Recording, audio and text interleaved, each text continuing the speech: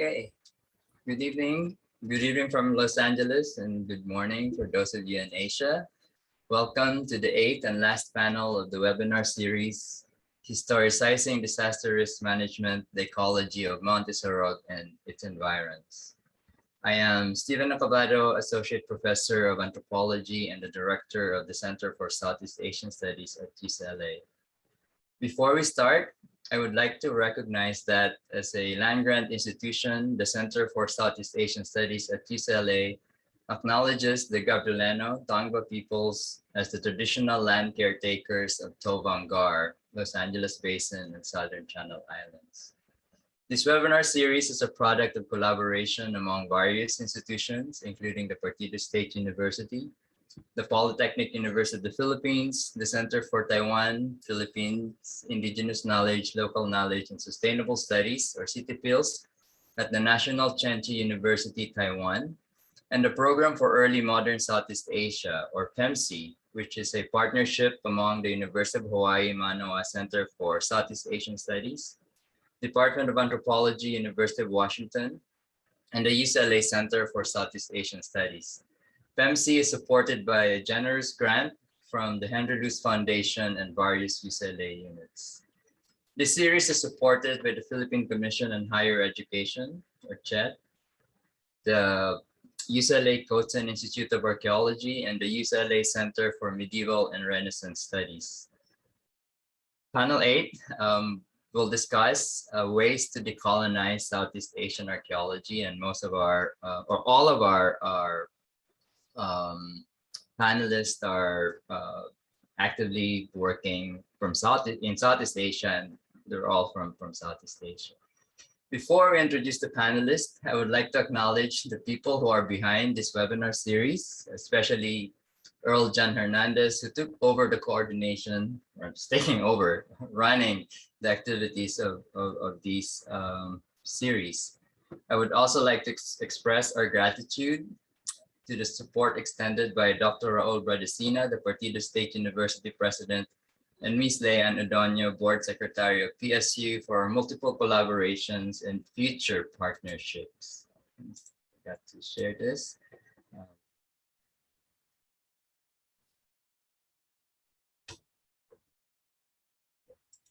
Now we'll be playing a pre-recorded video to introduce our panelists. Sorry.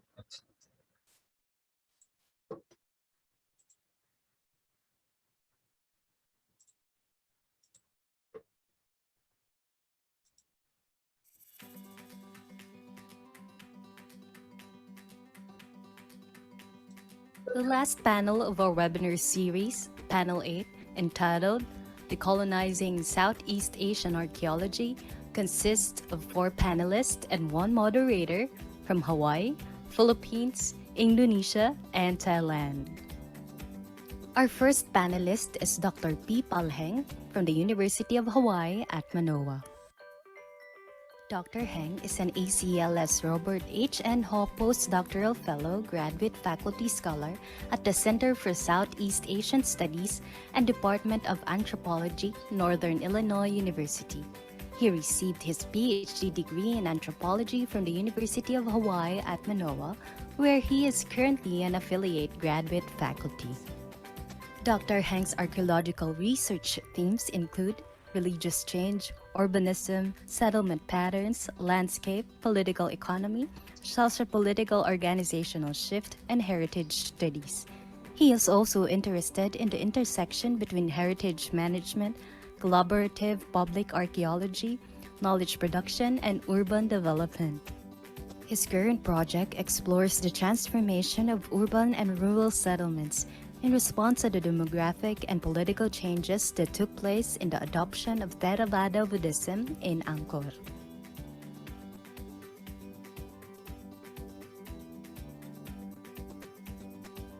Our next panelist is Udumlok Hunter from the School of Oriental and African Studies, University of London.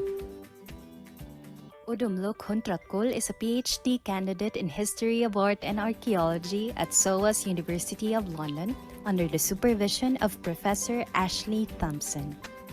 Her PhD research focuses on the highland region between the Salween and Ping River basins and aims to understand political dynamics, social and cultural interaction between highlands and lowlands, the development of highland socio-political structure and political entities between the first millennium CE and 15th century CE.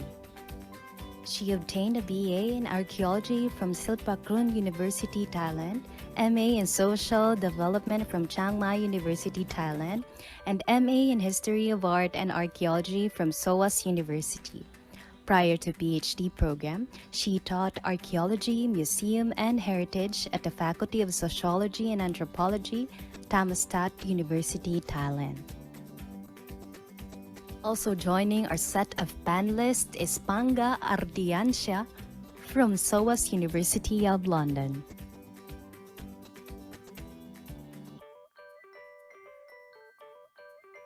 Panga Ardiansya is a PhD candidate of History of Art and Archaeology at SOAS University of London. His main research is on the afterlives and knowledge production of Hindu-Buddhist materials in Indonesia, and he is also interested in colonial collecting practice and object restitution, as well as historiography of modern Indonesia. His doctoral project seeks to decolonize Indonesian archaeology by focusing on the perceptions of continuity and rupture within the construction of Indonesian art history and archaeology. It seeks to consider how the materials carry renewed and renegotiated meanings for local communities, countering established understandings that they were left abandoned and suddenly lost meaning when the majority of the population converted to Islam since 15th century.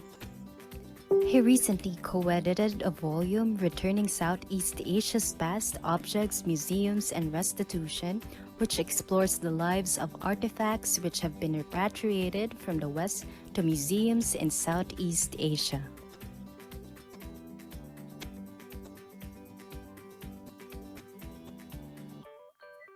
Our last panelist for Panel 8 is Dr. Michael Armand P. Canelo from the University of the Philippines. Professor Michael Armand P. Canelo, aka Migs, is an associate professor at the Archaeological Studies program of the University of the Philippines, Diliman. He completed his doctorate in anthropology at the University of Illinois at Chicago in 2018. He also completed a master's in environmental and urban geography at UIC in 2017, a master's in anthropology at UIC in 2015, and a master's in archaeology at UPD. He's a research associate in archaeology with the National Museum of the Philippines. He is currently part of the pool of experts of Ateneo de Manila University, Coastal Cities at Risk in the Philippines, as well as a research associate of the Nigani Integrative Center of the Field Museum in Chicago.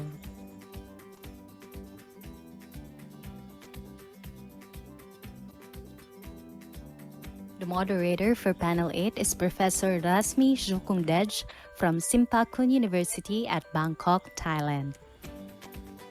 Professor Rasmi, BA Archaeology, Simpakun University, PhD Anthropology, University of Michigan, is a professor of archaeology and a former chair of the Department of Archaeology, Faculty of Archaeology, Bangkok, Thailand. At present, she is a director of graduate program in archaeology.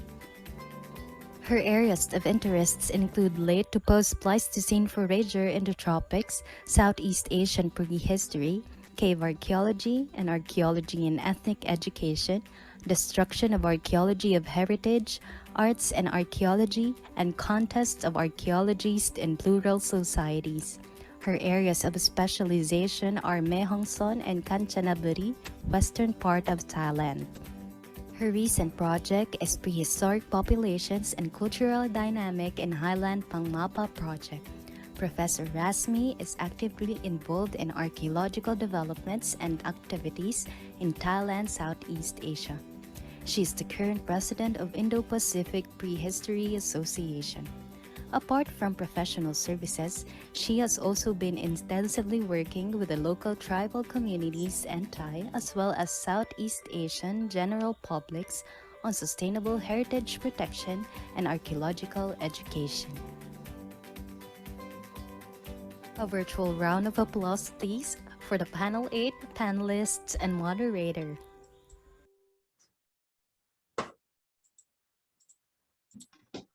Now let me turn the virtual floor over to Professor Rasmi. Thank you, Stephen. สวัสดีค่ะ Selamat pagi, Kamusta, and Srey from Southeast Asia, and good evening for those of you in the US. First of all, I would like to thank the organizer, in particular Stephen and his team, to organize the powerful and fruitful panel through a couple months. Most importantly, I would like to acknowledge our pioneer local Southeast Asian archaeologists who I cannot name them all with my wholehearted respect and appreciation for their effort on the constructive knowledge of our regional Southeast Asian archaeology and pin it down to the world at last. This panel attempts to touch upon the colonial ideology that dominant in our discipline, both theoretically and practically, as well as the power dynamic which affect the way that we are doing archaeology in the present. One important approach of decolonizing archaeology is the collaborative approach, with the local and or the descendants community. Here we have 5 early career panelists, which I'm proud to present. 2 from mainland Southeast Asia, Cambodia, and Thailand. Another 2 from island Southeast Asia, Indonesia, and the Philippines, who will share their experience and thought with us. We have 5 blocks. The first block is setting the stage. Here I would like to go on Udumlok first, since she is the only female in our panel. So please. Thank you, Ajahn Rasmika. So I would like to share my screen. I provide some of the slides to give a brief of my recent research, my PhD research in northwestern Thailand. So let me see. Right here.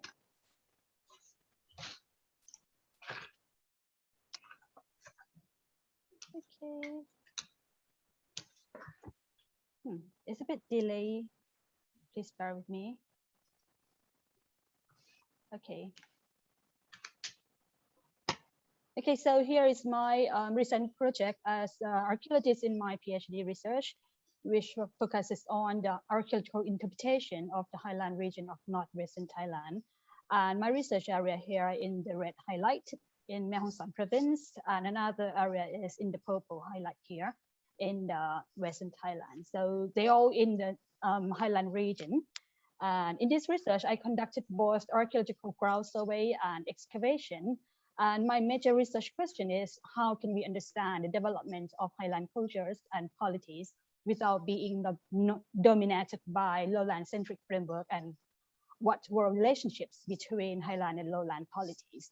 And my PhD project attempt to decolonize archaeology in Thailand in multiple aspects. And so first, I propose to revisit the archaeological interpretation on the highland-lowland relationship, which previously dominated by the lowland-centric and national heritage and national narrative. And I also propose that we should attempt to understand the local political concept and system that link between the highland and lowland polity, rather than simply apply the state concept that derive from the West, from Western concept. So this is some part of my thesis that I demonstrate the lowland Thai polity called Muang polity in Lan Na and Sipsong Panna, here Lan Na and Sipsong Panna. And I propose in my research that we cannot interpret that lowland Muang has a centralized character as equal to state Western concept.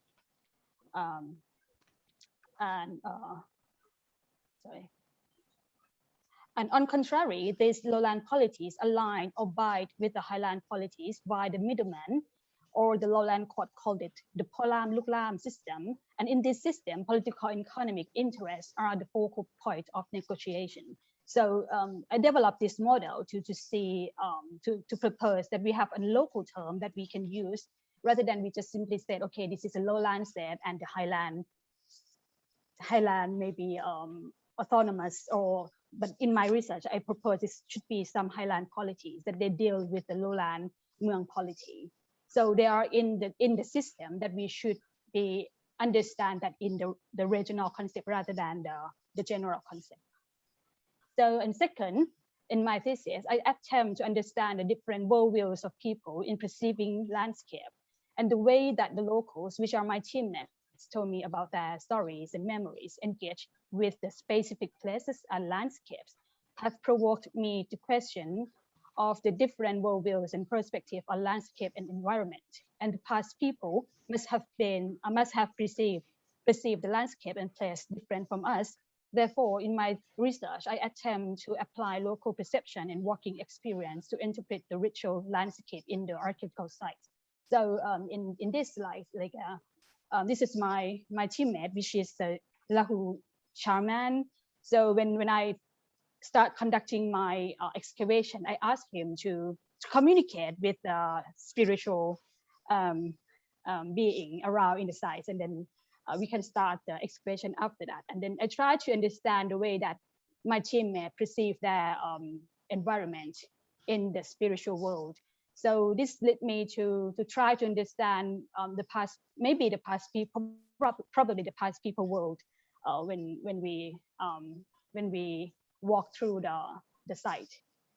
And this is another one of my example when while I was conducting the same site that I have a shaman with me, and I was conducting an excavation. I found this the iron implements at the bottom of the mouth, and they were laid in the same layer.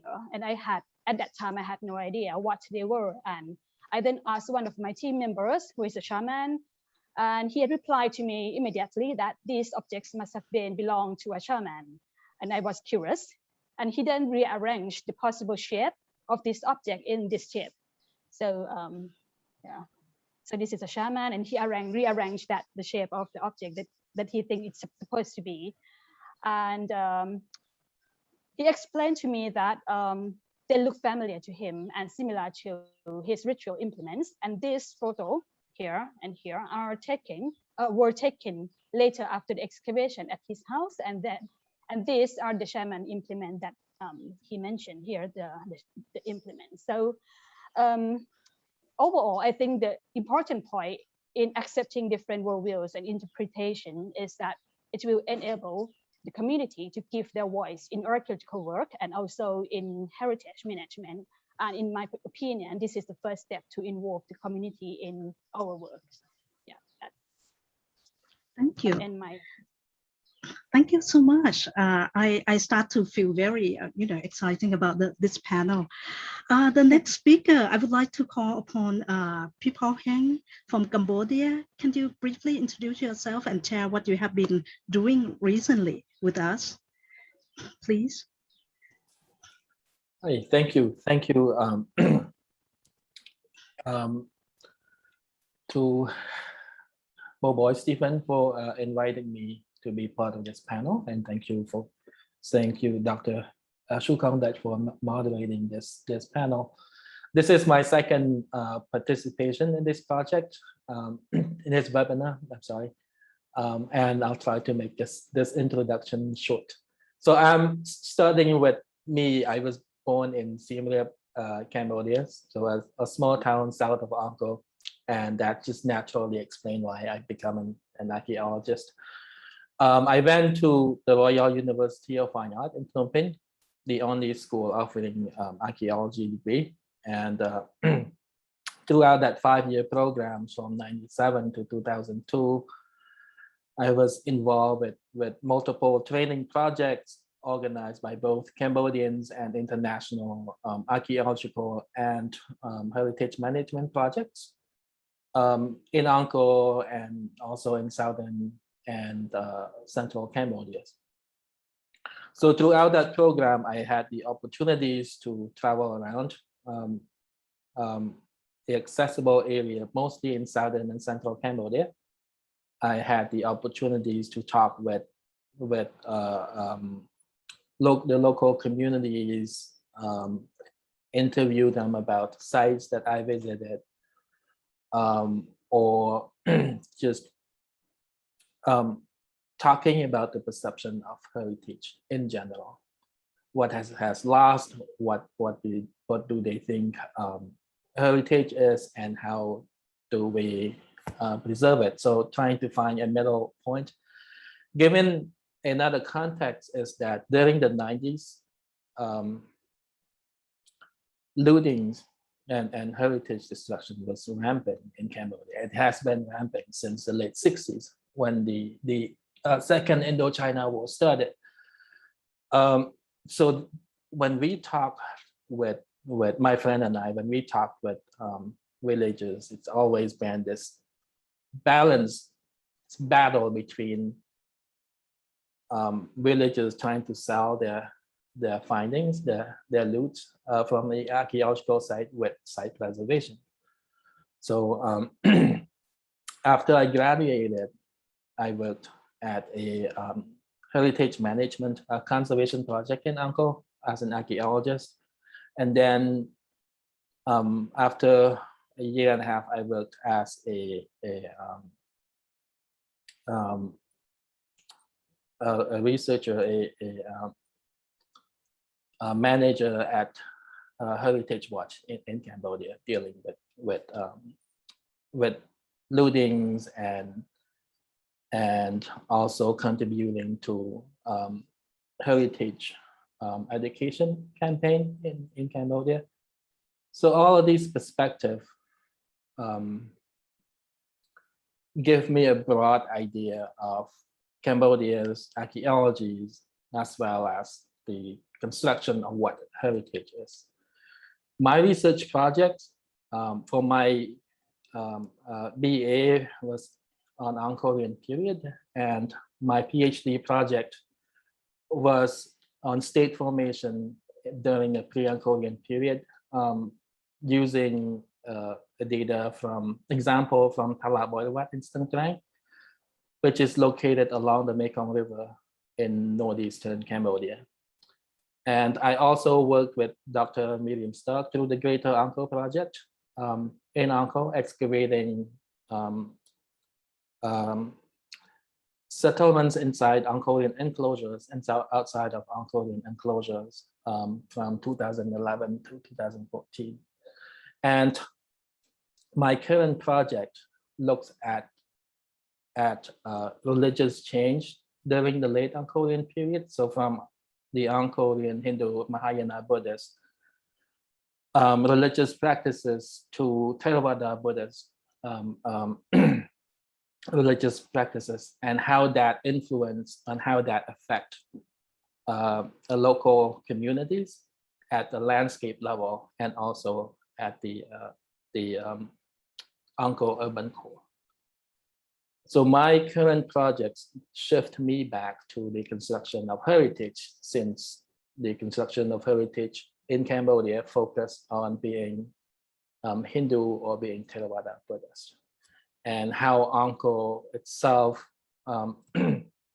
transformed from a living ancient city to a pilgrimage center, not just for Cambodian, but for Southeast Asian, mainland Southeast Asian, and also East Asian pilgrims as far as Japan. So to make it short, my broad interest is political economy, religious change, settlement patterns and urbanism, and also the perception of heritage, knowledge production around the perception of heritage. I'm glad to be part of this panel. Thank you. Thank you so much. I think that you give a light into the kind of like the different kind of aspect that in the post-Angkorian, I think that very few people interested in this, and I look forward to read your work more. And the next speaker, we move to Island Southeast Asia, and I would like to call upon Panka Can you briefly introduce yourself and perhaps share your activity, your research project, that how your project fit in the, in our theme, please? Yeah, thank you, Rasmi, and also thank you, Stephen, for inviting me to be part of this panel. And it's a bit daunting, to be honest, because I should say that I'm not an archaeologist. I'm probably the non-archaeologist in this panel. For confidence sakes, maybe I should say myself as art historians, but that would be too much to bear sometimes as well.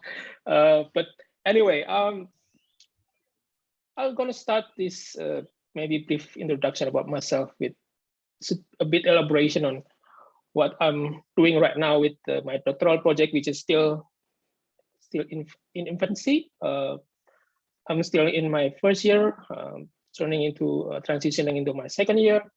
But my doctoral project seeks to deconstruct the rigid categorizations by opposing classical and Islamic antiquities within Indonesian art, history, and archaeology, as well as reconstructing the long history of the ancient quote Hindu-Buddhist unquote materials across time and cultures by probing appropriations, transaction, and reconfigurations within quote-unquote Islamic constructions.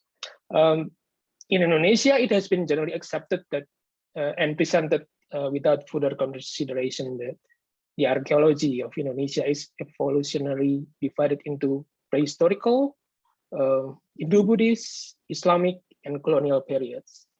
Each period represents different and separate sets of material cultures within which Indonesian culture is rooted and has developed over time. So this periodization implies a clear division between, for example, and which is the focus of my research project, is what could be considered as Hindu-Buddhist as opposed to Islamic materials. And in doing so, a selection of artistic compositions and iconographies are canonized into discrete categories. So basically, my research is trying to identify and critically analyze such categorizations in view of probing local etymologies related to or even embodied in the material. Before I began my doctoral research at SOAS, I worked also in the heritage fields for Borobudur Conservation Office in Indonesia. The office's main responsibility is to safeguard the Borobudur Temple Complex as UNESCO World Heritage Site. And one of the last works that I did for the office is the online cataloging for Borobudur Conservation Archives. So the archive is actually a set of documents related to the conservation of Borobudur temples as one of the earliest international campaigns, beginning in the 1960s and running until the 1980s, to preserve cultural sites that was funded by the international community in cooperation with the national government. This campaign and the Borobudur Restoration Project in the 1970s was one of the precursors to the creation of the World Heritage Conventions. Borobudur, we can say, is the first project to have involved the use of modern technique for monument conservation. However, I see this online cataloging project as a work to bring the archive to the public as a counter to official narrative of Borobudur restoration projects as successful international cooperation and national cultural diplomacy. Because in the project itself, there were more than 600 local workers that were employed by the projects, and many of their descendants are now living around the temple. So they have created their own personal and communal memories about their time and special connection working at the sites. So one of the aim of why I'm doing this online cataloging is to bring this narration to the front and also to reconnect those former workers and their family with Borobudur as well. So just to close this brief introduction, I should say that as an art historian, I deal mostly with textual and artistic heritage and not with the contemporary communities in the literal sense, of course. But nonetheless, my intention within my practice is actually to bring a historical perspective into the ways in which local community could be engaged in the heritage conservation in Indonesia. Thank you. Thank you so much. I don't think that art history really kind of like, alien field for us. It's part of archaeology. And we just so happy to have you here to share your perspective and perception on what your work is. I think it's very important. And we will learn a great deal from the way that you will share with us today. And the last panelist, from the Philippines, and Mix will share his experience on his research and let us know a little bit about himself. All right, please. Thank you, Adjan. I'd like to share some slides, if I may. So it's on PDF. Basically, I'll be talking about the pre-archaeological fieldwork activities, which I believe really encompasses this decolonization when it comes to archaeology here in the Philippines, because increasingly we see the recognition of what I would call rights, RITES, which is first the rights, the legal basis, followed by indigenous knowledge, recognition of our indigenous knowledge, our different communities. Teamwork, which is really engaging the communities to be part of the team, the project. And then ENS, that's ethnohistory, of course, what they bring to the table in terms of their knowledge of the area and their history, as well as sustainability. So briefly, these are some of the institutions we have to coordinate with or collaborate with when it comes to doing archaeology in the Philippines. And they have, of course, the mandate coming from laws, like now the National Commission on Culture and the Arts is the institution that really allows archaeology. It used to be the National Museum, but recently the functions have been transferred. And at the moment, as we speak, there are still no implementing rules and regulations. So we're still in a bubble, so to speak. But hopefully within the quarter, we will find out what the process will be when we want to get permits to conduct archaeology in the Philippines. And increasingly, we see coordination and collaboration with the National Commission on Indigenous Peoples.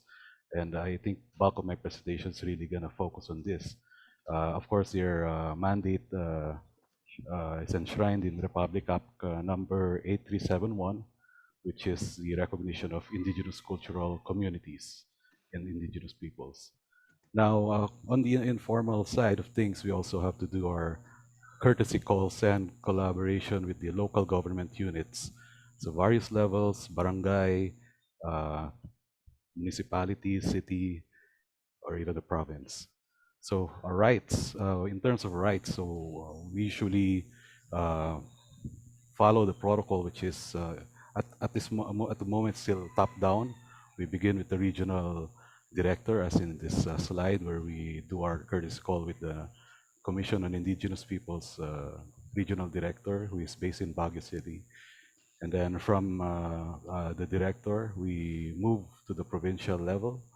And at that point, we coordinate with the director for NCIP for that particular province, and also conduct our calls with the municipal mayor. But once again, that's the informal side where we do our courtesy calls with the local government unit. Indigenous knowledge.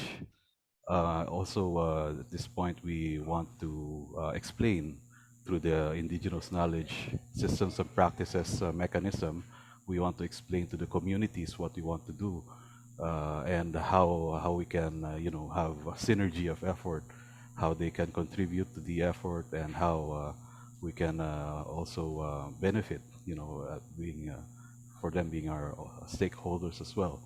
At this point, I just want to show you one example of one of these indigenous knowledge systems and practices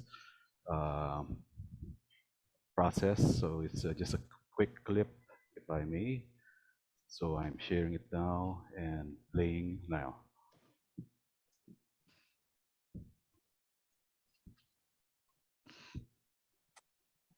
So this is one of our sites in the mid-zone between the mountains and the coast, northwestern Luzon. Municipality of Sugpon, Barangay Danak, the Danak Cave Burials. Ako Diyos, tuwing agyaman dating ka, babaen lagi tuwing iso, na santos mo iji, pogma, una nga aldaw, umayda, kitain, niya, nabanag, paida, solusyon, babaen ito. Kamat laan kung kabakakit, katakwada, yung adya dito, plano da. Kita tama.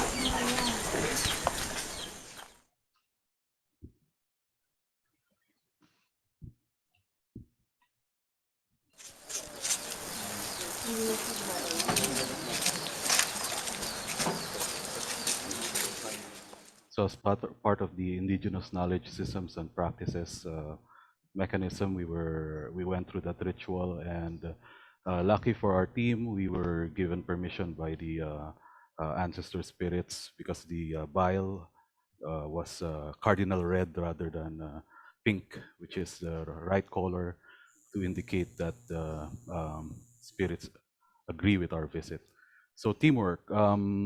In this particular slide on the right, just want to show you the provincial director herself of the NCIP, Indigenous Peoples Commission, was helping the team doing the actual survey and excavation. And of course, our team members are all indigenous members of the indigenous community. So everything's transparent. They see what we're doing, and they are also being consulted as to the next course of action or the strategy to undertake. Ethnohistory. So they have a very good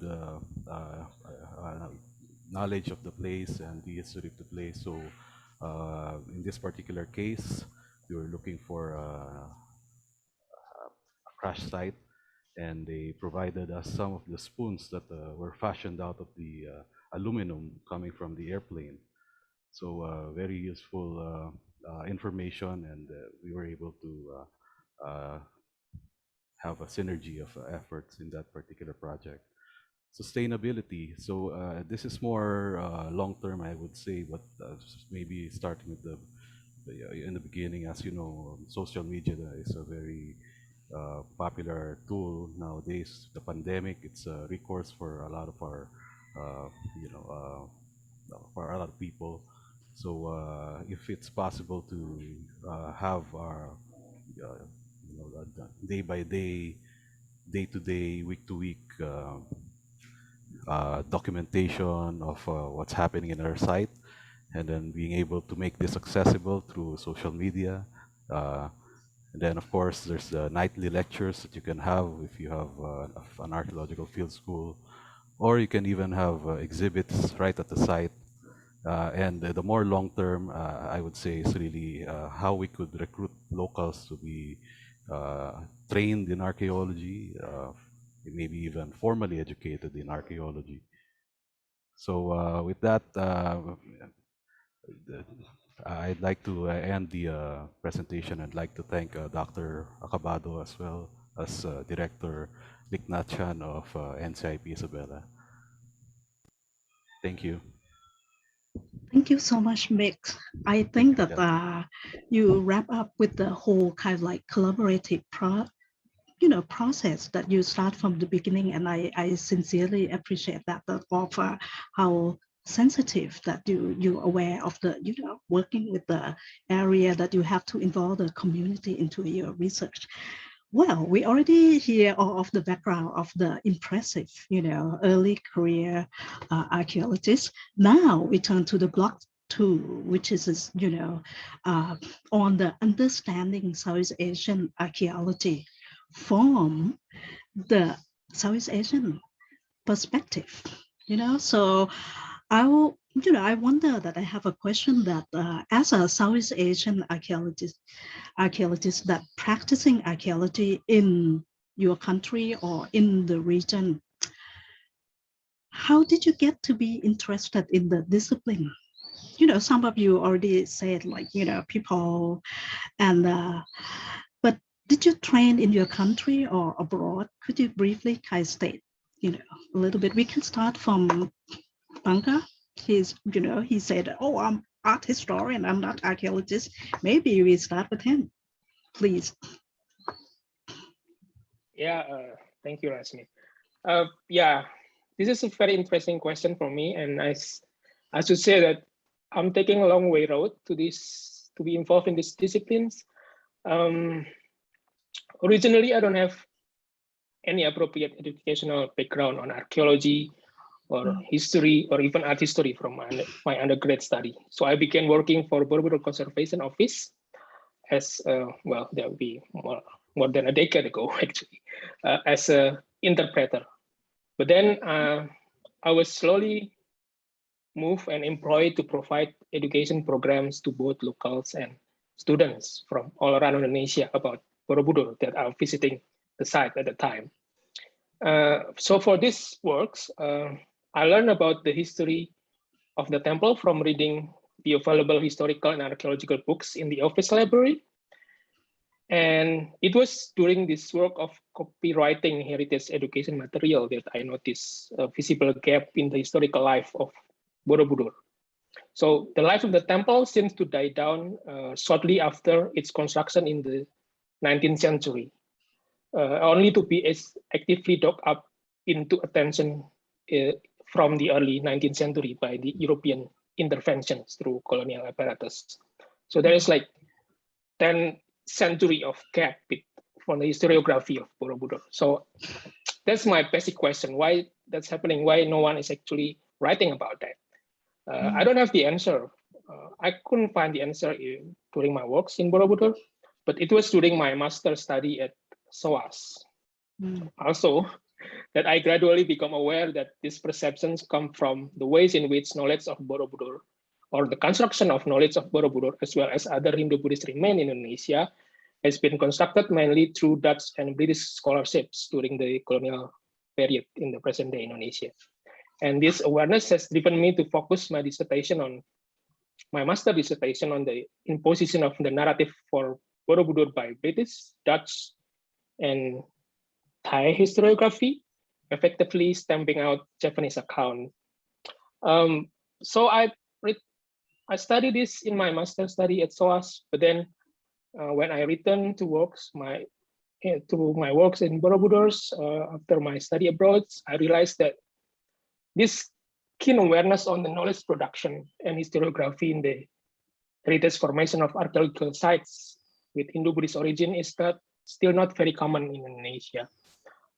Just to highlight some of the colonial nature of the knowledge production of archaeology in Indonesia is that first I would like to highlight this also happens in other places as well, but specifically in Indonesia, we can say, or we can mention about specialization of subdisciplines. We could rarely find scholars studying art history and archaeology of Indonesia in its entirety. And one would only focus on either Hindu-Buddhist periods or Islamic periods. This would lead scholars of Hindu-Buddhist periods rarely, if ever, taking Islamic material after the 16th century and vice versa. So if you look at the historiography of Hindu-Buddhist temple in Indonesia, they would only focus on the history within its original construction time and would rarely infer into later periods, creating this historical gap that I have described for Borobudur. The second thing that I would like to point out is related to the heritage formation in Indonesia, is that the rigid categorization that I have mentioned before has created a false binary of what is considered as dead monuments versus living sites, stemming out from colonial perception in the 19th century that local population has completely abandoned Hindu-Buddhist architectural ruins. This attitude was in contrast with treatments to Islamic mosques, Chinese temples, or Balinese pura, whose preservation were attributed to the local communities who continued using them.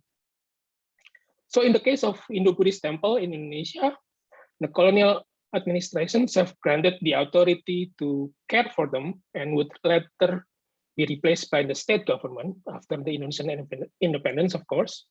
And this centralization of agency put limitation on how the sites, the Hindu Buddhist sites that now become the national heritage of Indonesia, could be used or to some extent forbidden to be used, and how interventions should be made, particularly by the local communities now living surrounding the sites. Such actions would yield ambiguities, sometimes in the deliberations. Sometimes the limitation would be based mostly on the perception that the site has been left abandoned, and there's a regulation saying that it cannot be refunctioned as they were originally, as before.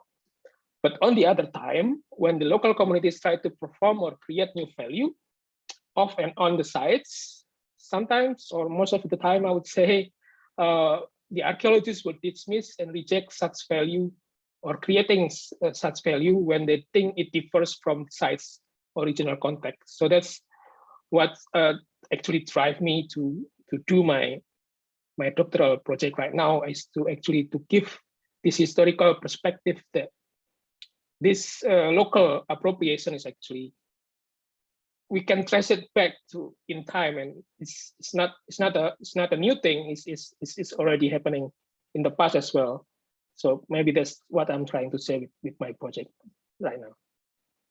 Okay, thank you so much. I think that this is your what you describe. Maybe we can bring it to our the discussion on the block drive. So how about the other that you have any idea on this? Can you briefly kind of like say something? Udumlok, yes, I know that you open your microphone. Sure. Yes, yeah. So I haven't introduced my background yet. So for your question, where am I trained, in my country or abroad? So I think I trained probably both. So I gained my bachelor degree in archaeology from Silapakon University, as you know, and I also participated in archaeological excavation and works in abroad as well. For example, in the US, in New Mexico, one season. In the Philippines with Stephen Capital, and in Cambodia with Professor Miriam Starr. So yeah, I both work in Thai and then have some experience to participate in other field excavation in abroad. But for the question that how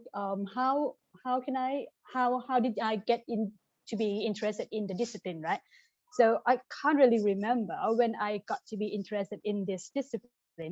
But I think I started to plan my career to associate it with this discipline since I graduated, and I involved in the research project run by you, Dr. Rasmi, and around 20 years ago. And at that time, I worked not only with the archaeological evidence, but also with the community.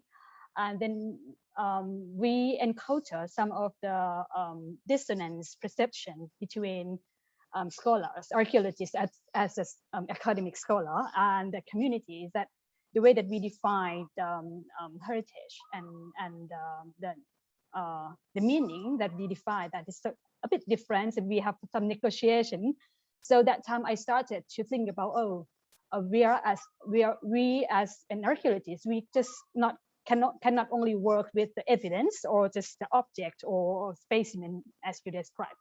So we have to link our work with the communities who live with this archaeological site and heritage. So that's why I turned to interested in how to link archaeology work and community. So I study MA in Chiang Mai University, and at that project I start to try to think about the perception of people and how they perceive their own past, how they give, and this is an important past or important heritage for them, which sometimes not important, but the most important for archaeologists. So I try to think, okay, this is the perception that we should consider in our work. So at that time, I think that the perception is the key to understand, and then to allow people to say about their past and that themselves. So yeah, that's some background that I started to think about how to link archaeological work or research to and community. So if we understand each other well, then we understand what they think and what we think, and then how can we link. So that's the things that I would say now. You know, listening from two of you, and also the introduction of yourself, and I know that all of you have a background that study archaeology in your country, right? And they're all not archaeology but different background like Manga, and then you study abroad. Now the question is, we'll go to Mitch and also people that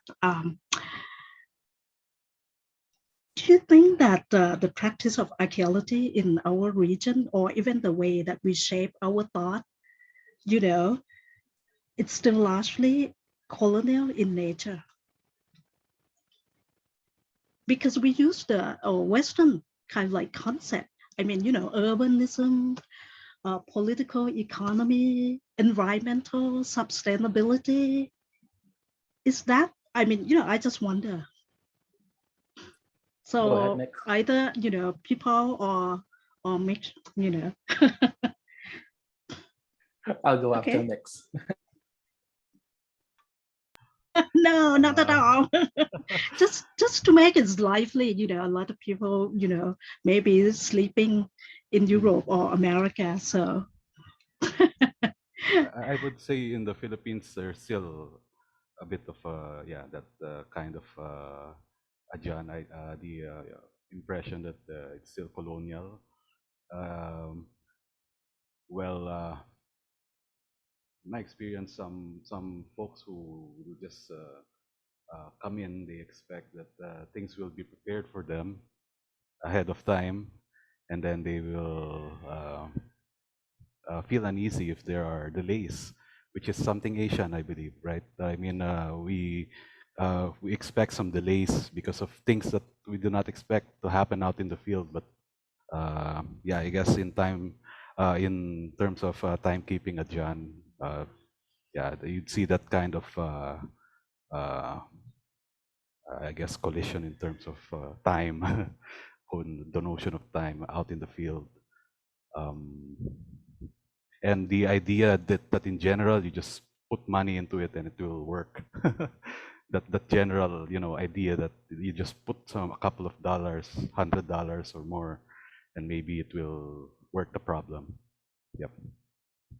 Thank you, Ajahn. Yeah, I think I have something to say in Thailand case. Yeah. So I think yes, the colonial legacy still exists in Thailand, especially in the knowledge production of the past. As I mentioned before, like in my experience as myself, when we encounter the different perception between us as a scholar and the local, that time I reflect myself at that time, I was the one who involved in that colonial framework domination. So as a discipline that developed in the West, and yes, this is still exist, and then we still be involved in that, and the knowledge production of the past still majority dominated by the archaeology and art history. And as Ajahn Rasami said, how can we this is the thing that we try to discuss, and how can we find something else that we cannot get escape from that frame, that the Western frame in the discipline itself, but we should try to think about how to build up the model, or at least concept of the local concept that we can explain the archaeological interpretation in the region. And in another dimension is that in terms of heritage and archaeological site management, the central authority still take control. We have only one authority to control of the national or the heritage. So this is the thing that we should think about, how to decentralize the dominant power authority that control the management, the heritage management. Yeah. Thank you. How about people? I know that you turn on the microphone so many times. Please. Yeah, so the way I see how archaeology and heritage management, art history as well, I think that it goes a lot deeper than that. I think that when archaeology started, archaeology is a relatively new discipline, right? It's just the 19th century, early 20th century creation. But when it started in mainland Southeast Asia and also in Java with Borobudur case, it was still mostly an Orientalist domain. So the study of Orientalism through the lens of major civilization, right, like the Chinese civilizations, or through studying Chinese, through studying Sanskrit and Pali to understand the nature of Southeast Asian civilizations. And from Ian Glover's, the late Ian Glover's, and Bill Strigger's work, and also Rasmi's work on Southeast Asia, is that there are two. We can characterize archaeology in Southeast Asia in the colonial period setting and the nationalist agenda, the post-colonialist nationalist agenda, as the main paradigm that structure archaeology and heritage perception. But in that case, I think that when we look at, for example, case studies in island Southeast Asia, Philippines mostly, with the American cross comparative studies of archaeology, anthropology, that's very broad, very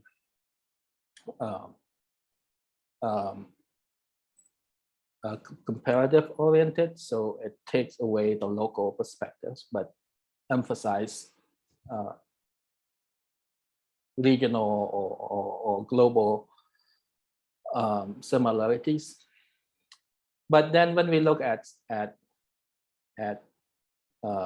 Cambodia and Thailand, especially, the origins of archaeology, history, heritage is structured by the competition between Siam and France.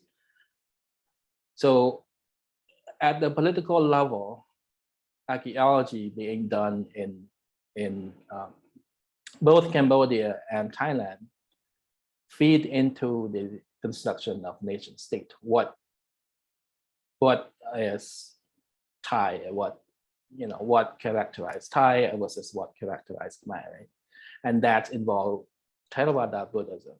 That involved what Angkor was, because before that, everyone traveled freely to Angkor, right? The Thai monarchy claimed to be descendant of Angkor, as well as the Cambodian monarchies. The management of Angkor, the forest clearance in Angkor before the heritage management began, were funded by sponsors living in Bangkok or sponsors living in Phnom Penh. So this has a broad interconnection between Angkor as a pilgrimage center. Angkor defines identity. Angkor as heritage that defines relationships between Cambodia and Thailand. And then we look at who advanced or who championed both archaeology and history in Thailand and Cambodia. Zok Sadesh, right? He was working in the National Library in Thailand, and the National Library, Royal Library in Cambodia was created modeled after that. The first librarian, Susan Capelas, communicated with Sadesh and copied major resources from the library in Thailand to have in Cambodia. So that's helped advance. I mean, they share a lot of sources, but the agenda is advancing in a different directions. So in one way, what constitutes Thailand, what constitutes Thai, the other way is what constitutes Cambodia, Khmer. And so in a way, for Cambodia and Thailand, colonial archaeology is nationalist archaeology, right? There's the line between the two are blurred.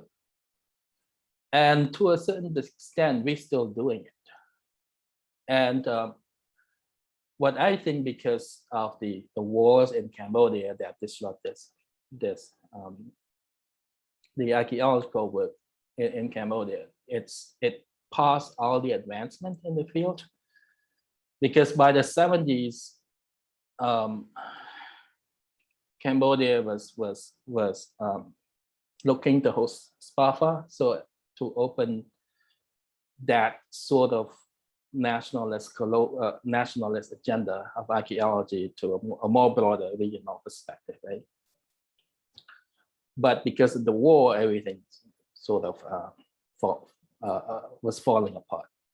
So in Thailand, we have continuities. We have people like Rasmi here who study abroad and apply this broad general comparative studies to anthropology, to archaeology in Southeast Asia.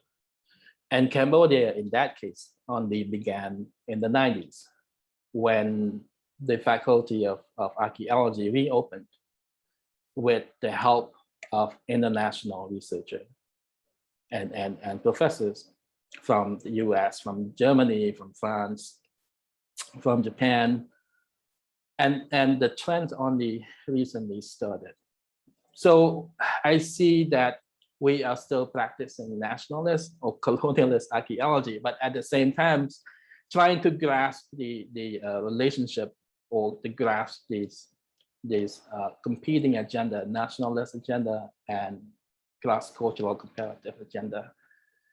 And I'm curious to see, or to learn from all of you here, the best practice that we can move forward, move beyond this colonialist, nationalist agenda, and contribute to this integration framework of ASEAN. Thank you so much. I think this is a provocative, thought in terms of what you say, and you touch upon something that is very important, because it's related to here is the internal political context, in each country, that colonial, I have to, admit that colonial perception and also nationalism is tightly relate to one another. It's not happen only Thailand and Cambodia. I think that is all of us in Southeast Asian country, and also, because it is a part of the knowledge production that is related to the nation building after the, like during this nation state. And then, I have a next question that I would like to ask all of you, because it affect the way that you are, doing your work, and what happened is, like, what you see is like Southeast Asian archaeology and the heritage conservation or preservation, or whatever you like to say, is still largely top down. It starts from the state policy, something like that. If it's not state policy, it will be international policy, like we say about the, UN or UNESCO World Heritage, and it's heavily regulated by the government. And I wonder that how does this work is affect, how is it affect your work and your relation with the descendants community? You have any pro and con based on your experience, something like that? I think it's free. Everyone can, speak. Please share your thought. I know it's very hard, but I think that all of you have been have been thinking about this issue when you do archaeology, So I'd like to hear more, and then, we can move forward for the future of archaeology, and a lot of students of archaeology who listen to this. Yeah, please. Anyone can share. Yep. So I just want to continue from people. Yes, I agree, as Rasmi and people said, that nationalist archaeology is the we continue from the colonialist ideologies as still exist today. So the things that we should consider is how to decentralize the nationalists, both to create the narratives and also to decentralize the administration of the authority of the nationalist archaeology who involved in this institution. So we, for pros and cons that Dr. Rasmi said, I think in my opinion that we can say is that this is the time of the social media era and the times of postmodernity, that people aware of their rights and cultural rights, and also the citizenship.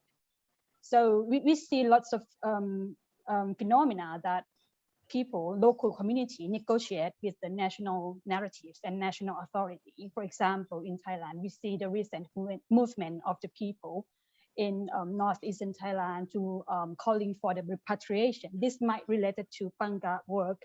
We see the repatriation that come from the local communities, not from the central authority, that call on to repatriate some of the bronze sculptures back from the US. And I think this is the starting point that we can see that people aware of their rights and cultural rights, and then they try to negotiate with the nationalist ideology. And this time, yeah, I think that's the thing that we can see from now. And we can start from that to involve the local, to aware of their national, not national, but their citizenship, and they can define their own identity, not just to dominate by the nationalists anymore. Okay. Anyone want to share? Because I got a note that I have to look at the time. It's so much fun. So I almost forget the time. Sorry, Stephen. You put me into the very hard work, because I enjoy kind of like listening and discussing with the my colleague. But anyway, we can move on to the block 3, and then we will discuss more on on the discussion session. Okay, block 2, we will talk about the decolonizing Southeast Asian archaeology community participation through the research engagement, which all of you, already did it, I wonder that, relating to the last question, that on the traditionally top-down kind of like discipline, archaeology is also top-down. Yeah. How do we motivate community to be involved into the research process? I think that Mitch already did that. Could you elaborate a little bit? Could you kind of like, briefly, because we can get more discussion on the different kind of like question that I already have. Yeah, thank you. Thank you, Ajahn. In practical terms, we do need the community to be part of the team, because it's hard to be bringing a lot of people along with us to our sites, and they have better knowledge of the ecosystem, the dangers that might pose for the team, and also the ethnohistory component is very important when it comes to trying to making a direct historical approach. I mean a connection to what's in the art, what's coming out of our excavation trenches, and what they can say about these items. Ajahn, I would say. Okay, thank you. How about Panka or People or Udumlok? Panka has something to say. Oh, okay. Oh. Yeah. Yeah, I just probably just echoing what has been said by Udumlok, Mick, and People as well. In the context of Indonesia, of course, the way archaeology developed after the independence is, of course, as to service the state, to create the national identity of Indonesia by using archaeology, of course. And here I'm quoting one archaeologist from Indonesia, because I'm not an archaeologist, but sort of like, so in his most recent publication, Daud Aristanudirjo, one of the most esteemed archaeologists in Indonesia, mentioned that the development of archaeology in Indonesia are still stuck at the traditional archaeology and hasn't moved on. And hasn't moved on following development from other regions that have developed far away. And this also coupled, in my own personal observation, it is also coupled with the sense that archaeology in Indonesia has not been really reflective of themselves, of how they came into being in Indonesia. They're still trying to find new data, but for the sake of confirming old arguments or old knowledge. So just building up the data without actually giving new interpretation in anything. And maybe also there's also a sense of being afraid of letting go of that agency. Of creating meanings. So for a long time, from the colonial time already, the meaning created for this archaeological site are in the domain of archaeologists.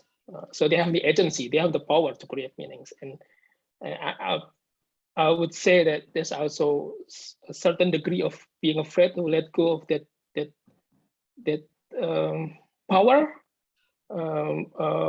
Bearing the fact that by letting it go, people would deem archaeology as unimportant. So there's also this thinking in archaeology of Indonesia, if in my own observation, of course. However, the question is not then how we should involve community in the research process or in the archaeological practice.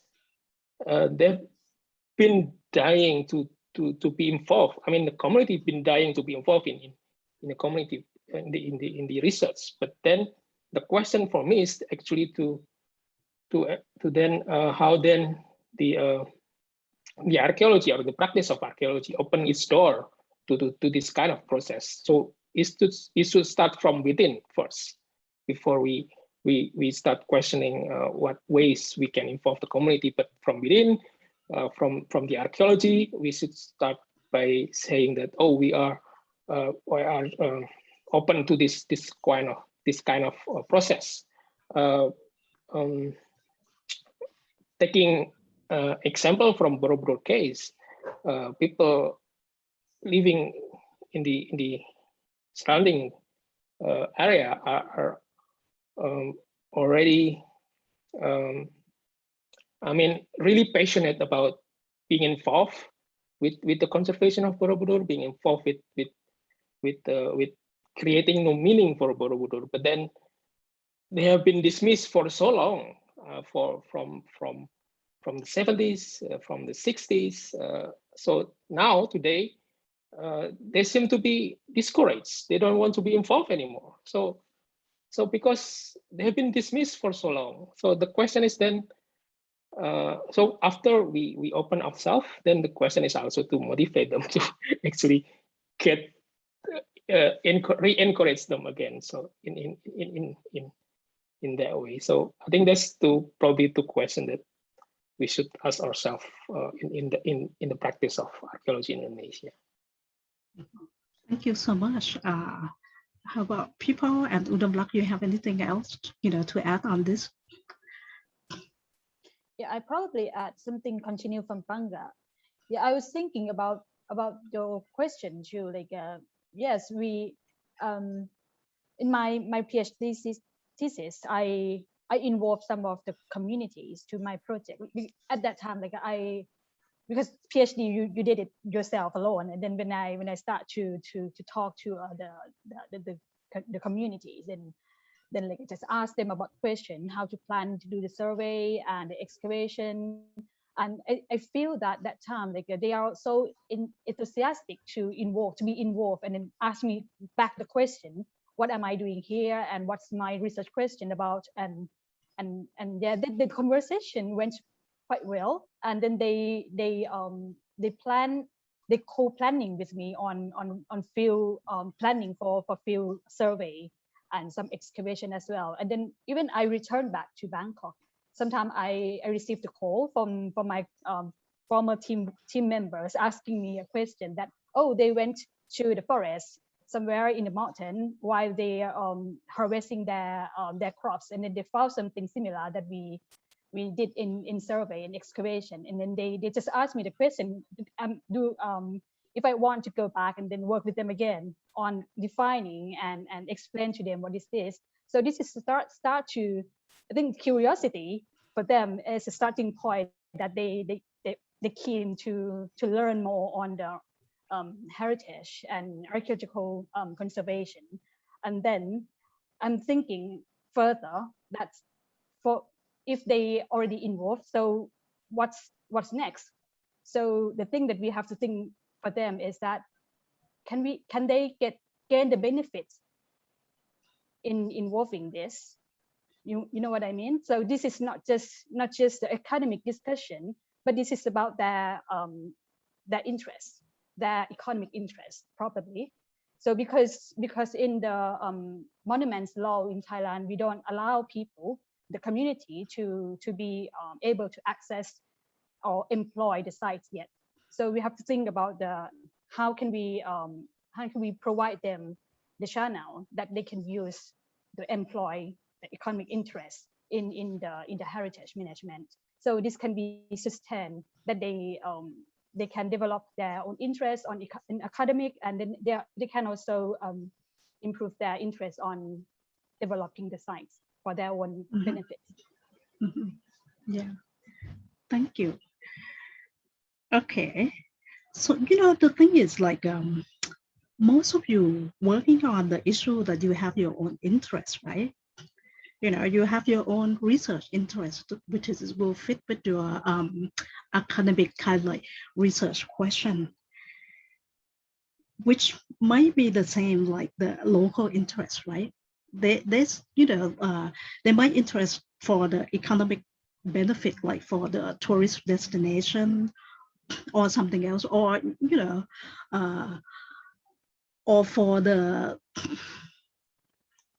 I don't know. I cannot like really provide all the detailed example, but I just wonder that how you deal with the local community when your research finding does not support the community story or knowledge that they want to know.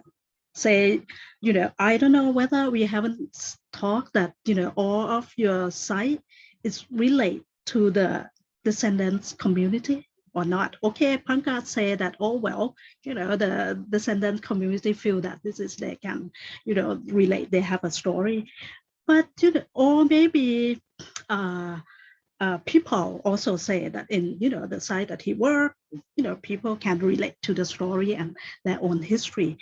But Udumlok and Mick, I don't know whether it's really related to the local kind of like knowledge or history. And if not, it's not fit with the story of the local. Are there any instance or of negotiation or instance of resistance that the between the research finding and the community interpretation?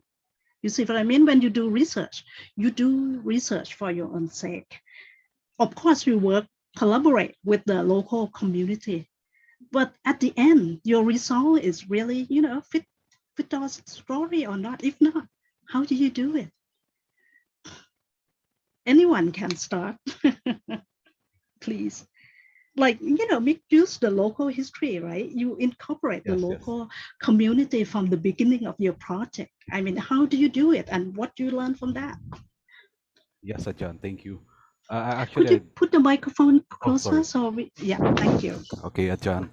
I would maybe use the case study I presented a while ago, which is the interior village we surveyed, and we did the indigenous knowledge ritual to get the permission of the ancestors. So the thing about that village is they're not original in that area. That river valley has been, you see a lot of in-migration and out-migration. And in the archives, there's the problem with the white pox, smallpox, all these diseases wiping out villages. So in fact, if you talk to the villagers, they really don't know who are in the burial caves. They have no recollection at all. But yeah, I guess in that particular dilemma where there seems to be a disconnect, I just point out to them the what we know from demography, which is the in migration, out migration. So people have been moving. So and it's because of this because of colonization in the place, and it made sense for the communities because they may have stayed there at some point, left, and then returned. But yeah, they do have that. They have that connection with the people who are interred in the burial caves. John. Mhm. Thank you. Thank you. Yes, people. May I call on people? Well, I don't have much on this regard because the local knowledge and knowledge production is shaped through different historical events. Right? In Cambodia, local narrative or local perceptions of heritage is shaped through local history, oral accounts, war, lootings. So it's hard to pinpoint, and also from school, it's hard to pinpoint what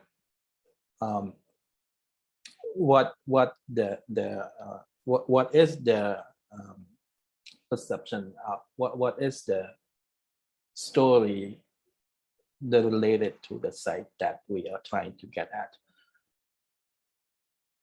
As part of our surveys or excavation, we always interview villagers, what they know about the site, about the area,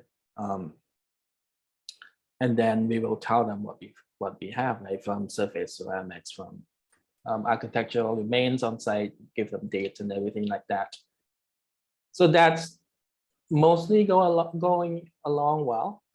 The only instances that we have issues with, or like Udumlok mentioned, the economic value of the site, in this case related to lootings, antiquity trade, which is, well, it's illegal, right? But it doesn't matter because the instabilities caused by decades of civil war in Cambodia, so contributes to the issues.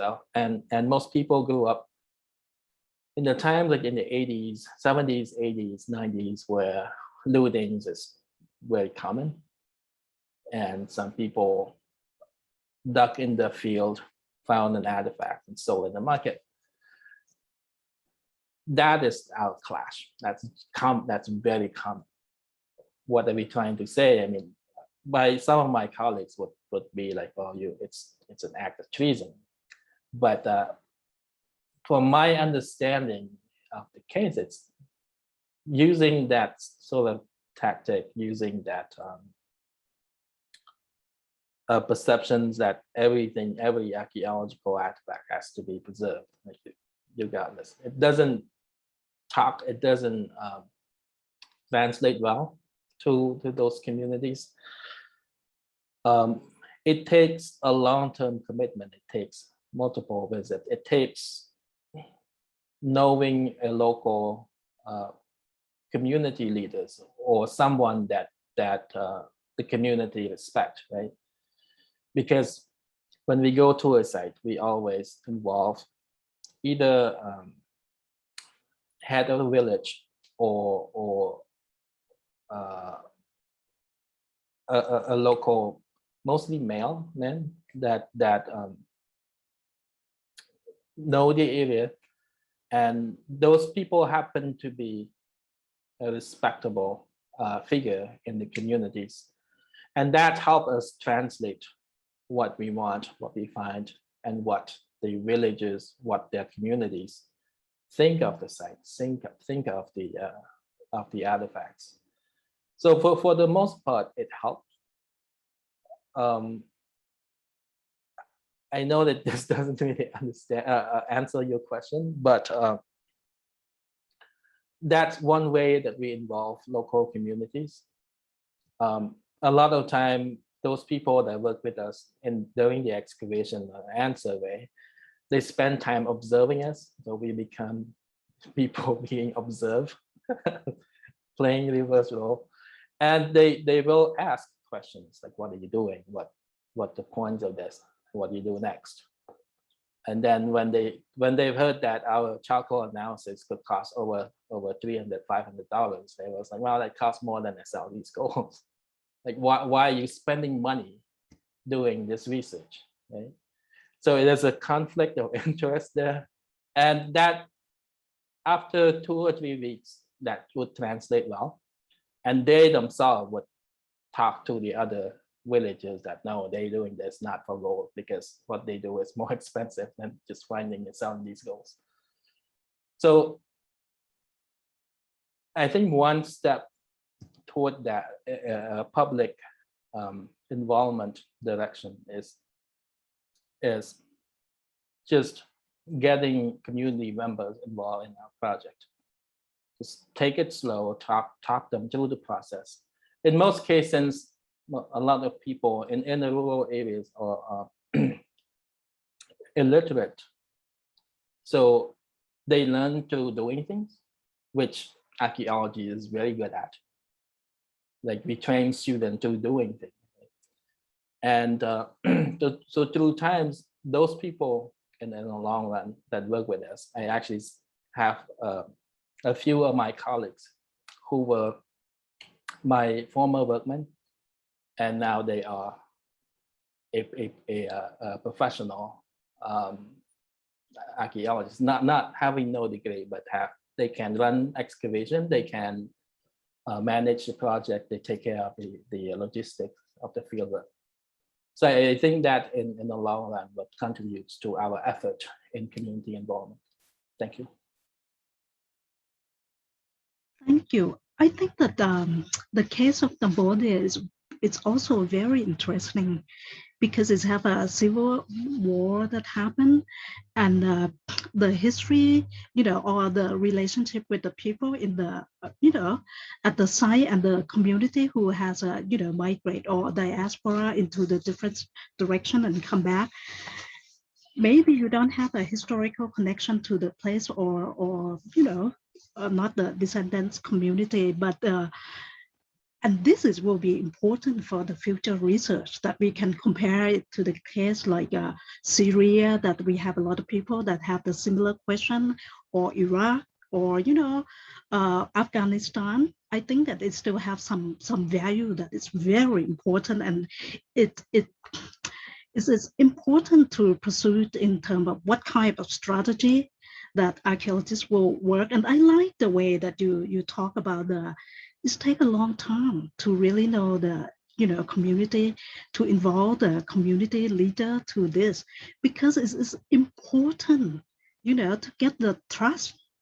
I think trust is important. You cannot simply come and go and say that, "Hi, I am," you lecture, or you say that you meet with the people and then you already involve it. No, it's long term. And Udumlok, maybe you want to, how do you do it? You work on the side that people doesn't know about the history or archaeology. How can you involve them into your research? I have something to add. This is from, I think when I conducting and then I writing thesis, I'm thinking about this is disconnected meaning between the ancient sites and the people who are living in the present. So because when I talk to them, they reinterpret this site were occupied later, and then they reinterpret by the contemporary peoples, and we cannot reject that new interpretation of the current people. So in my opinion, we should accept that as the one part of their social life of the sites. This is the one part of their meaning.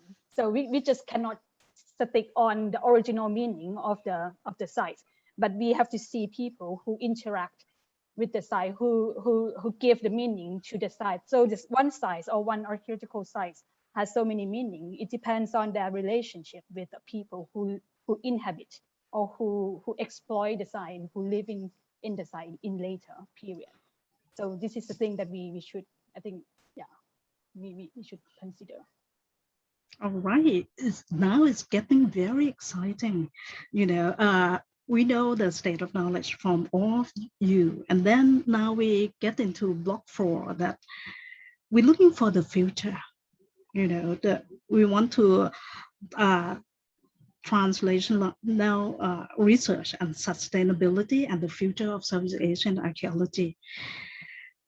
This is important part because, you know, all of you discuss about it on your practice. And I just wonder that how do we bring archaeology closer to the general and wider public?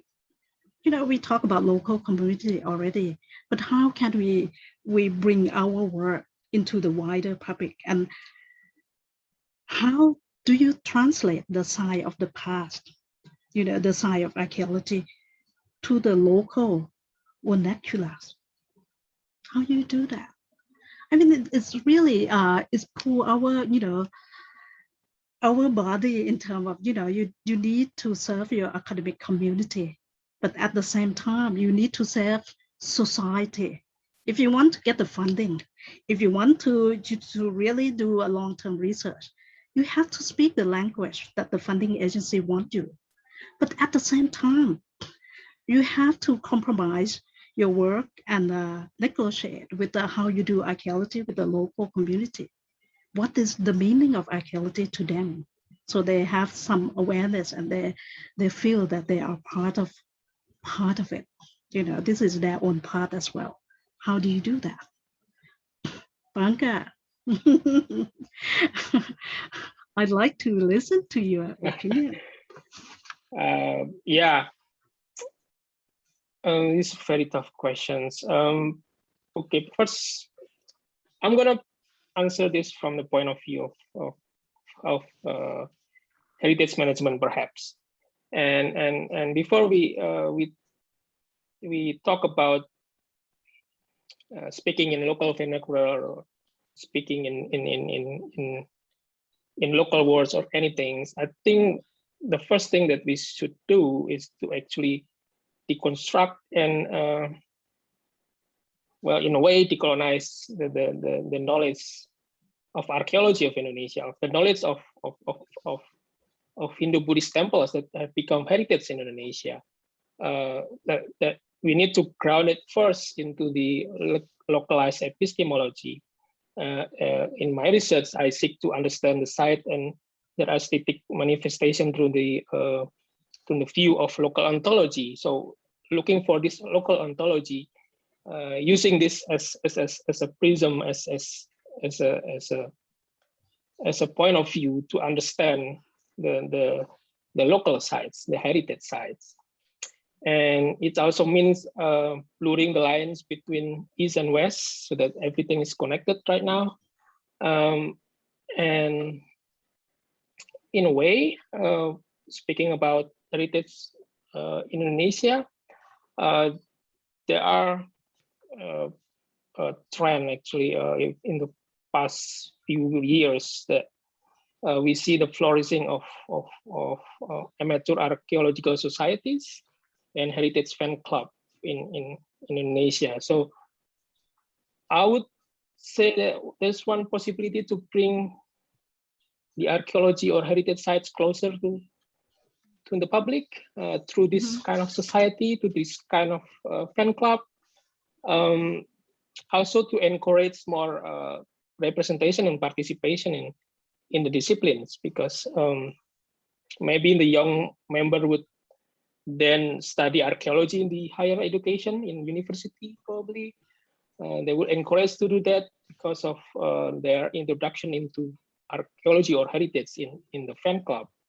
Or maybe then the parent would, or the older generation as a parent would encourage their children to study archaeology, because let's be honest, pragmatically, archaeology is not a popular degree even in Indonesia. It has a low chance of getting employment after graduations. And it's not helped by the fact that the practice of archaeology is still state-driven, making it difficult to employ the science of archaeology within the setting of private business enterprise in Indonesia mostly. So most of the archaeology graduate would work for the government, and there's so much opening of position that the government can do. So it's very fierce competition for these graduates. So it's still not very popular disciplines in Indonesia, but maybe the other way around would be to involve this amateur archaeology society or the heritage fans clubs. That's what I'm thinking right now. Okay, thank you so much. I think it's you touched upon a very important issue on that, and we will move to other first, and then we will come back for the discussion in the whole group later. Who else? Michael, Mick, do you want to add something on that? Thank you, Ajahn. I guess a lot of my colleagues now are tapping on new technologies. So like photogrammetry or GIS, because we are able to make this accessible to the public through the web.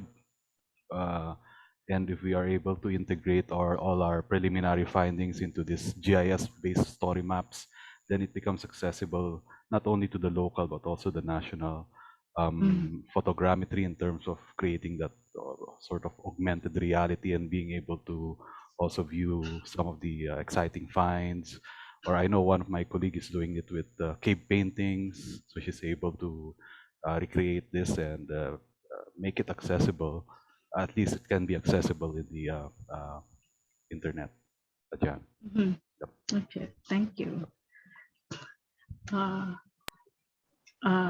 People Yeah. or okay.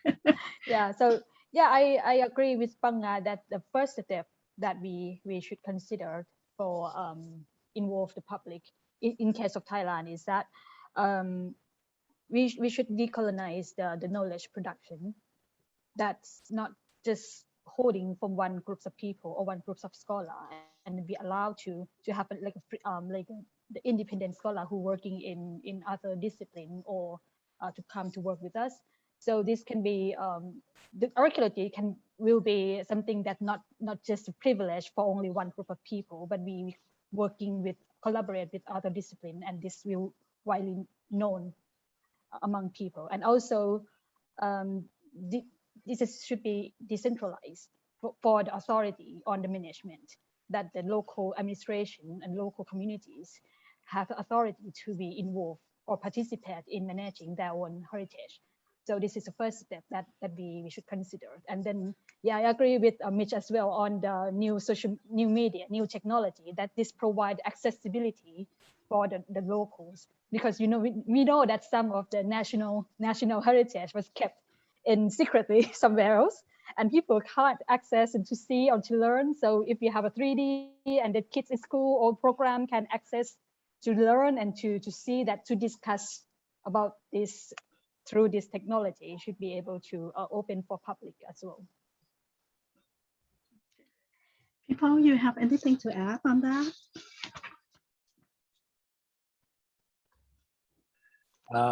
I agree with everyone. My only point to add is that while archaeology is popular in the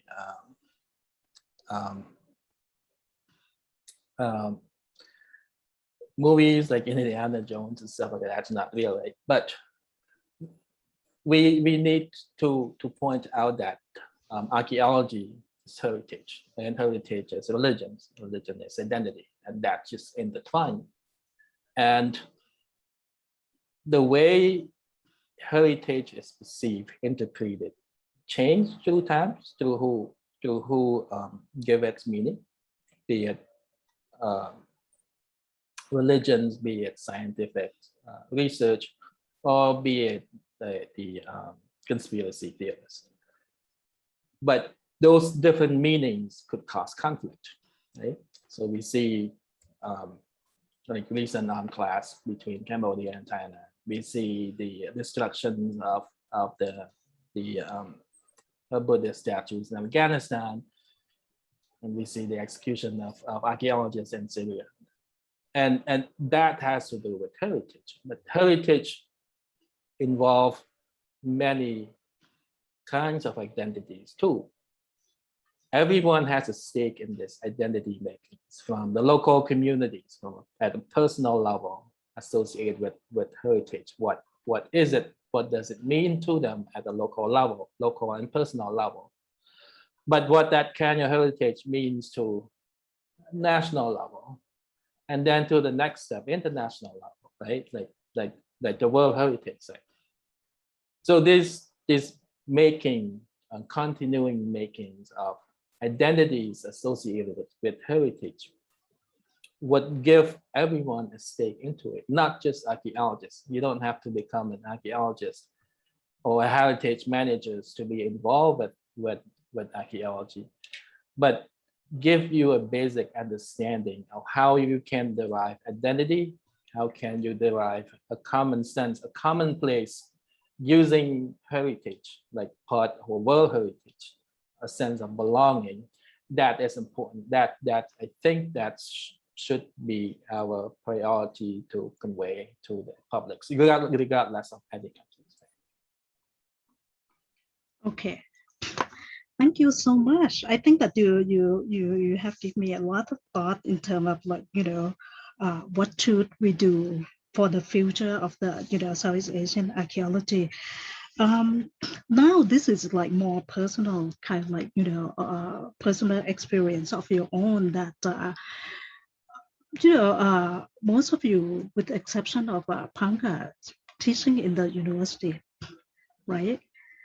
With the work that you are doing, and try to do, and you want to, work with the community as well, how you compromise your work in terms of, like work in the academic teaching local community, and some of you even work with the foreigner, Westerner collaborative, kind of like in the many collaborative research. How can you do it? You find that you can balance that. You can make your Western foreigner feel that they are part of your community. You are local archaeologists, Southeast Asian, archaeologists. You see the different layer. The first few blocks, we talk about you yourself work with the local community. But at the same time, as you work in the academic, the university won the world ranking, even in the West, university in the West will ask that, well, when you do research, you have international collaboration, you have to put that in, so you get the big grant. Big grant is something that in the world of academic, we are doing now. How you balance yourself? Can you also, how you and also your counterpartner equally work together? You equally, try to work with the local community, but at the same time, can you reflect yourself that when you work with the Western counterpart or foreigner that you work with? I don't know who will be the the one who want to answer, Panka or Udumlok or Mick or people, or feel free to jump in. I think that all of your colleagues from the US or from Europe or Australia, New Zealand might want to hear this as well. I'll go. Okay, great. Well,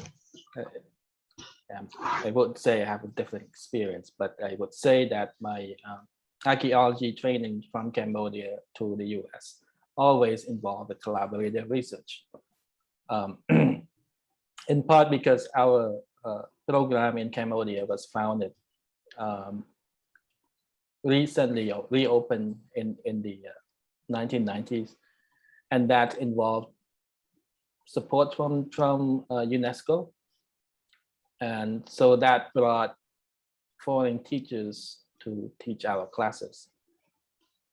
At the same time, the 90s, that was when the Civil War started to fade away. So we start to have projects, research projects from the University of Hawaii, from University of Tübingen, from university in Japan, like Sofia University, from France, the FAO continues their work in Cambodia. So all of these projects involve students. And in most cases, we will work as interns, but at the same time work as language translators for the foreign teachers, the foreign partners, to communicate with the villagers. So that's involved a slightly different roles. Like you serve as yourself as an archaeology trainee, but at the same time you function in this liminal space between being Cambodians, being an outsider to that Cambodian village, and also being in this space that you have to translate what you know. What do you think is translatable to English or French? So in that way, I think that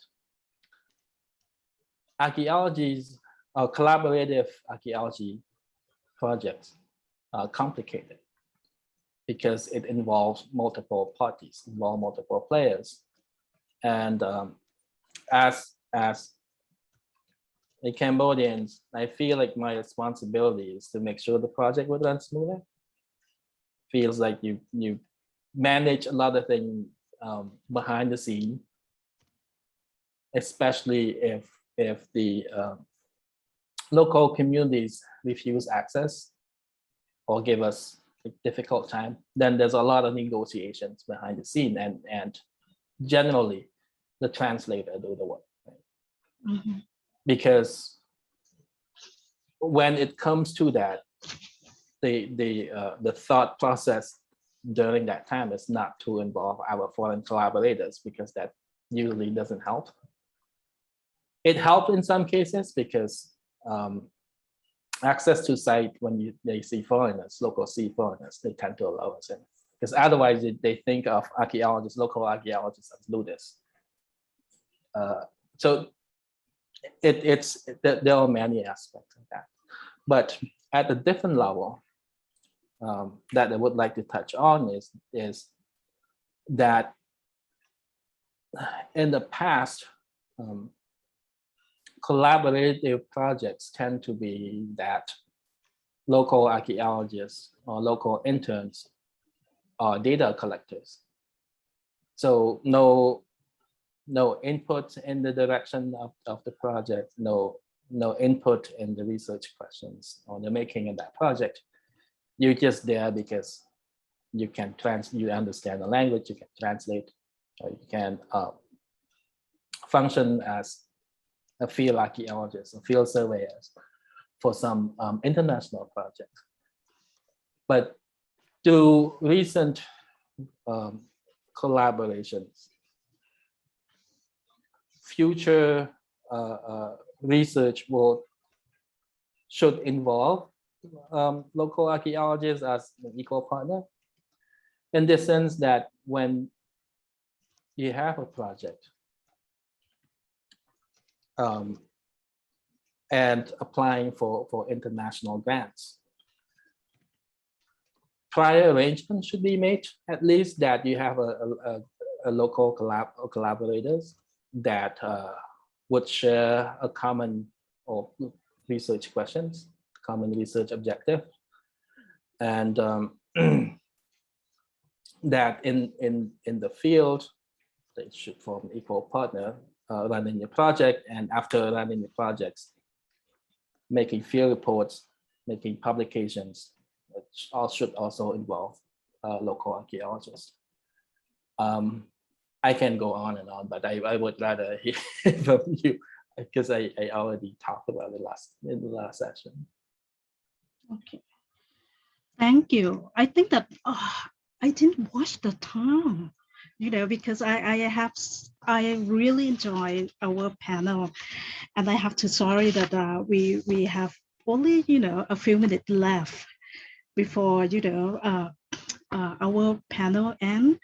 And I have a question from the audience who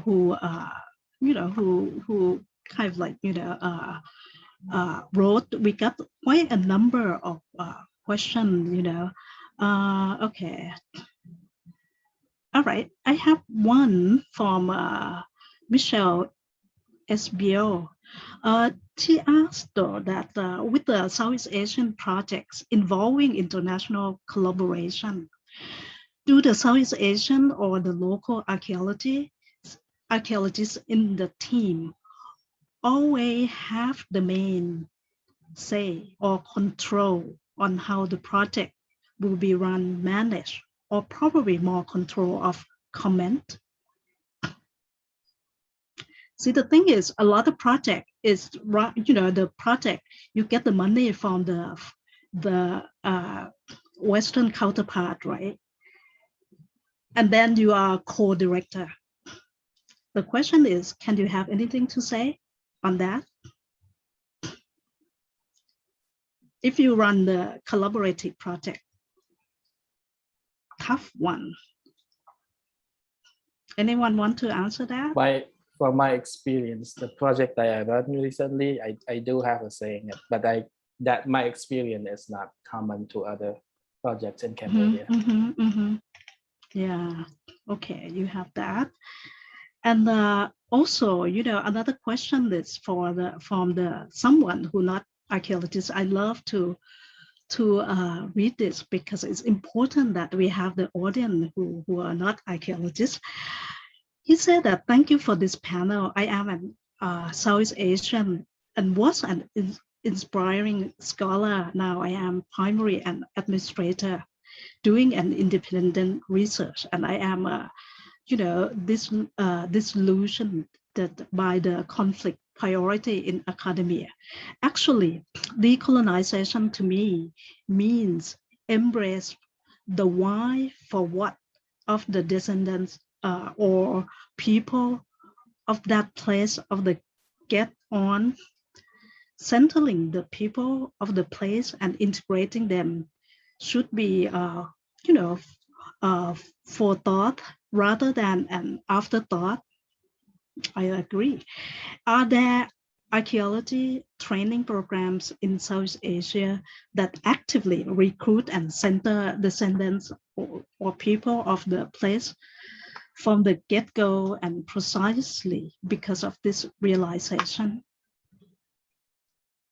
I think we can be able to answer that, or Udumlok, or I would perhaps talk about the field school program in my university, which definitely includes a third week for ethnoarchaeology. So that out of the 3 weeks of the field school, 2 weeks excavation, 1 week, it's all focused on the local community. That's the formal field school we have, at least in the Philippines. Thank you, Ajahn. Okay, thank you. Okay, actually, one question that is really important and touch upon something that I think is important. I will ask, the last question for all of you, and you can wrap up your thought as well. Alison Carter asked whether, she in the academic, she published a lot in the English publication and, high H index or whatever, peer-reviewed journal. And she wondered in terms of like, if I mean, it's a number of cases, including you also. If you publish something, it's not peer review, not international, you will not get promotion. And we don't have that. I mean, very few foreigners that cite or publish in the local journal, local language. Very, very few I can count, a handful. So her question, it's really important as a part of decolonization. What do you have some thought? What should we do? How can we include the local publication or, encourage people to publish in the local language so it can disseminate the research result into the wider context, at least in the local, in the local Southeast Asian language. Okay, Udumlok, and please, also have some last thought for the people as well for the wrap up. Yeah. This might related to something that I and my colleague did is doing in SOAS. So we are doing the publication called to postgraduate journal. So we initially we were thinking about this issue as well. So so we think that we should provide them a platform that Southeast Asian scholar can be able to familiar with the publication process, and also they can be able to publish on their own language. And the Purdue journal, what Purdue journal do is that we provide the translation fee for each Southeast Asian language in modern Hindu Buddhist art. So in our thought, we think the language barrier is the most important for both Southeast Asian scholars to be acknowledged in the international communities, and also for international community that want to publish in the Southeast Asian language is also important. That because when we talk about something, Southeast Asian scholar always say, oh, we already published that, but no one cited us. And then how can the international scholar know if there's no like the language that they can read? So I think in the future that we plan to talk about this also in the PPA about the platform that we can link the Southeast Asian scholar and also the international scholar. So this is the part of decolonizing project that we should consider to communicate and to link that to these two communities together. Any final thought for your kind of like for this panel? One sentence each. No, I'm just kidding. Well, I think I'm looking forward. The one thing that I think that I am looking forward is a collaborative project between scholars in Southeast Asia to eliminate the border, national border. So when we cross the border, then we don't have the nationalist ideologies that control us. So this is a way to decolonizing as well, in my thought. Okay, thank you. Mick, final thought? Yes, John. I guess in light of the pandemic, if we can still find ways to conduct our research, the web is rich with open access data and everything. So though we can't do fieldwork now, there's still some ways to do research. Thank you, Ajahn. Thank you. Panka? Yeah, I think in the light of decolonizing Southeast Asian archaeology, I think one of the main point that I would highlight is actually to be aware of our own positioning and also our own subjectivity when we are doing our research. We are doing the activities that we are practicing, outsider, insiders, abroad, studying abroad or studying in local universities, government employee, conservators, restorers, anything. So we need to take account of all that position that we hold together and how then we translate that into meaningful impact to the community. Thank you. People? Not sure I have anything else to add. No, but like Udumlok, I'm looking forward to a transboundary archaeology or research related to heritage in Southeast Asia. Maybe at some point we can come up with priority research questions that cut across boundaries, mainland and islands, Southeast Asia. Then everyone will work toward that goal, like those research questions, those goals. So I am honored to be part of this panel. I learned a lot from this discussion. So thank you.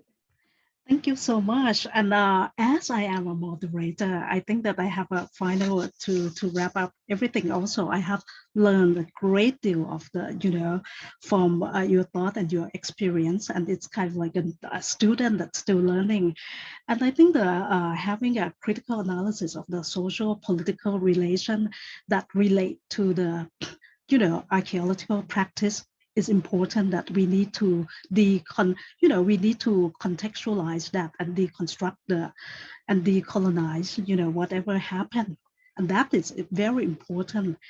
I think that we need a more kind of like, theoretical, local, that base, local theoretical and methodology that can advance our practice in South Asia, not just simply collaborative, research with the local community, which is we already did.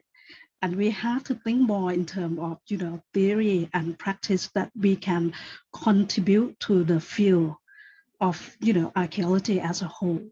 That, we put the place of Southeast Asia, the case and the theory that is developed from the local and indigenous kind of like, worldview.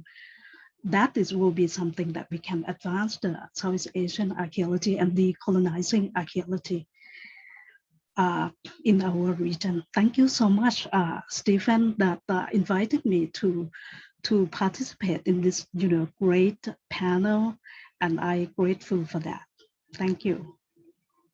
Kap Jan and makasih, salamat, takunjaran. So we will follow this discussion up with a panel, two panels actually, two sessions at the IPPA in 2022. Hopefully we'll be safe to travel by then, and we're excited to run that panel. Pipal, and Sam are the organizers of that panel. So this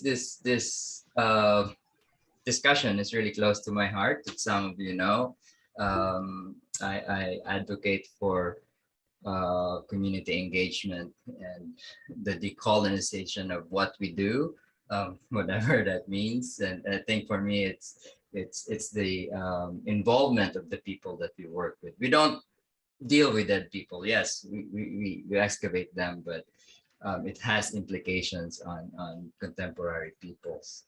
And the practice of cultural heritage in Southeast Asia is accepted as a product of the colonial experience. As a region with a deep and continuing colonial legacy, Southeast Asia has a heritage, along with its study and conservation, that is still grounded in Western hegemony.